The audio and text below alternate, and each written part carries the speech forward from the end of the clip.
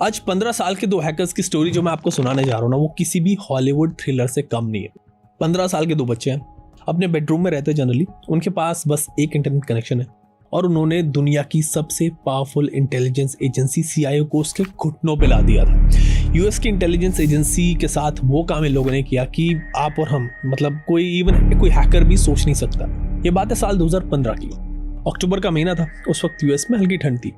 वहां पे एक बंदा था जॉन ब्रेनन करके, उसके पास अननोन नंबर से एक फोन कॉल आता है। वो एक सेकंड के लिए झिझकता है बिकॉज वो उसका प्राइवेट नंबर था। 2-3 बार कॉल आता है, वो इग्नोर करता है शुरू में, लेकिन फिर बाद में जब लगातार कॉल आता है तो वो फोन उठा लेता है। वो बोलता है हेलो। उधर से एक आवाज आती है कि जॉन ब्रेनन। ब्रेनन बोलता है कि भाई हु इज दिस, कौन हो तुम। उधर से ब्रेनन को गाली पड़ती है सीधी। कॉलर जो है वो गाली देता है। अगर ये कॉल किसी और को आया होता शायद प्रैंक कॉल लगता, आपको या मुझे भी आता कोई ऐसा कॉल तो प्रैंक कॉल हम लोग मानते, बट ये कॉल आया था जॉन ब्रेनन को, जो उस वक्त दुनिया के सबसे ताकतवर इंसानों में से एक था। जॉन ब्रेनन उस वक्त CIA का हेड था। ब्रेनन कॉलर को बोलता है कि भाई तुम कौन हो, तुम्हें नंबर कहाँ से मिला। तो कॉलर उसको बोलता है कि भाई तुम्हारा नंबर निकालना मेरे लिए बहुत आसान था, कोई बड़ी बात नहीं थी, और तुम जो वो एक बेवकूफ़ इंसान हो।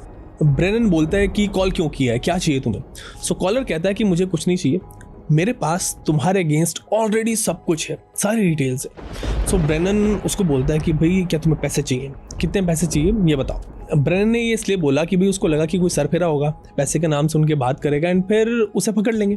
तो कॉलर कहता है कि वी वांट $5 ट्रिलियन, $5 ट्रिलियन।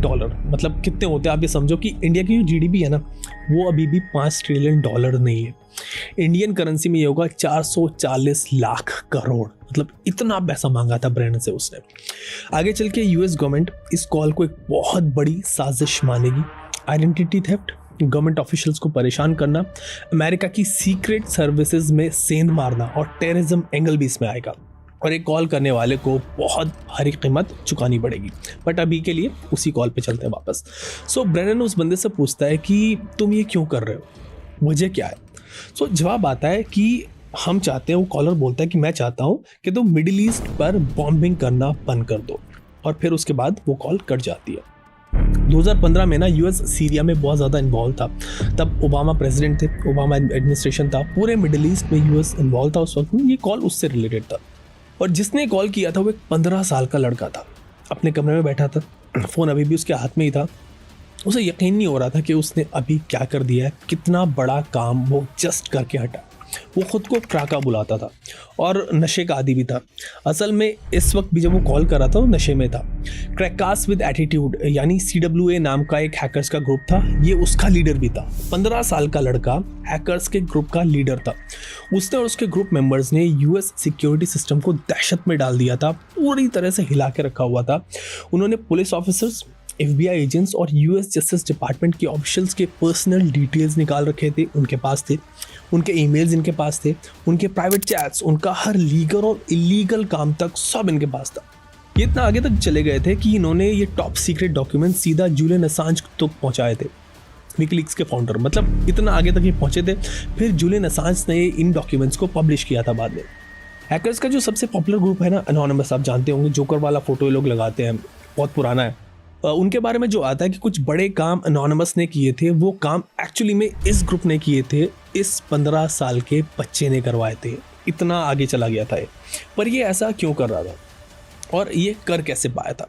सो इसको समझने के लिए थोड़ा सा और पीछे जाएंगे और चलेंगे साल 2008 में, वर्जीनिया, अमेरिका में। यहाँ एक और लड़का है जो खुद को सिर्फ डिफॉल्ट बुलाता था। डिफॉल्ट उसका नाम था, हैंडल था। वो एक बिल्कुल आम अमेरिकन टीनेजर था, 14-15 साल का लड़का था। फुटबॉल उसको पसंद थी, वीडियो गेम्स बहुत ज़्यादा खेलता था, हर दिन वीडियो गेम पे लगा रहता था, कुत्ता पालता था। एक दिन डिफॉल्ट को लगता है कि भाई यार मैं वीडियो गेम खेलता हूँ इतना ज़्यादा, इनिशियल लेवल पे तो मैं कंप्यूटर को, CPU को हरा देता हूँ, पर जैसे लेवल हार्ड होते हैं तो कंप्यूटर मुझसे जीत जाता है। परेशान था। सो इसने इंटरनेट पे कुछ पैचेस सर्च करे गेम से रिलेटेड, अपने वीडियो गेम्स में चीटिंग करना शुरू कर दिया इसने। फिर मॉड्स वगैरह इसने यूज़ किए। यहाँ उसे पहली बार कंप्यूटर्स को ऐसे काम करने के लिए इस्तेमाल करने का चस्का लग गया जो आपको नहीं करने चाहिए। अब वो हर गेम जीत सकता था, किसी से भी कोई भी गेम वो जीत रहा था, कभी नहीं हारता था। और इसके बाद वो कंप्यूटर्स के बारे में सब कुछ सीखना शुरू कर देता है, पूरी रिसर्च करता है, एक हैकर बनना वो शुरू करता है। कंप्यूटर कैसे काम करते हैं, कैसे प्रोग्राम्स को एडिट कर सकते हो, चेंज कर सकते हो, हैक कर सकते हो, सब कुछ वो जानना चाह रहा था। क्यूरियोसिटी डेवलप हो गई थी। वैसे 2008 हैकिंग में आने के लिए ना एक बहुत ही इंटरेस्टिंग टाइम भी था। डिसेंट्रलाइज एक्टिविस्ट ग्रुप होते थे, एनोनिमस था ये, मतलब एनोनिमस जैसा मैंने आपको बताया कि एक हाइट पे था उस वक्त ग्रुप। अगर आप किसी भी तरह से उनके सीक्रेट चैट्स में घुस जाओ एनोनिमस के, तो आपको सारी चीज़ें मिल जाती थी वहाँ पे, वो सब कुछ सीखने का मौका मिलता था। दुनिया का सबसे पॉपुलर हैकिंग कल्ट था उस वक्त में एनोनिमस। डिफॉल्ट इस सबसे बहुत फैंटेसाइज होता था, फैसिनेट करता था डिफॉल्ट को ये सब चीज़ें। एनोनिमस ग्रुप ऐसे काम करता था कि आप